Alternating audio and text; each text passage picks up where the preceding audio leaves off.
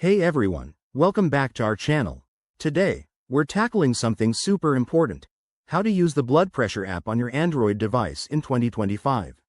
With advancements in health tech, this app makes monitoring your blood pressure quick, accurate, and convenient right from your phone.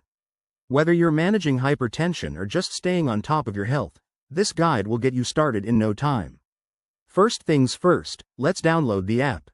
Open the Google Play Store on your Android phone. Search for Blood Pressure App 2025, make sure it's the official one from reputable developers, and hit install. It should only take a minute or two, depending on your internet speed. Once it's installed, open the app and you'll be prompted to create an account.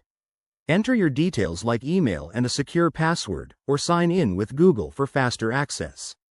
This step is crucial as it syncs your data across devices. Now, for the fun part, setting it up.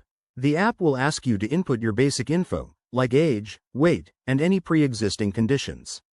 If you have a compatible blood pressure monitor, pair it via Bluetooth. Most 2025 models connect seamlessly, but double-check in the app's settings menu. To take a measurement, go to the main dashboard and tap Start Measurement. Follow the on-screen instructions.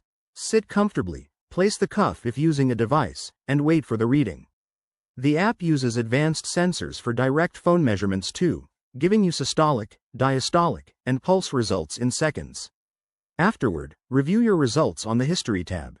The app provides insights, like trends over time, and even suggests lifestyle tips based on your data. Remember, always consult a doctor for medical advice. This app is a tool, not a diagnosis. Finally, explore extra features like data sharing with your healthcare provider or setting reminders for regular checks. That's it for today's tutorial.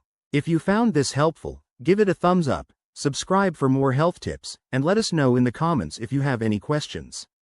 Stay healthy, everyone. See you next time.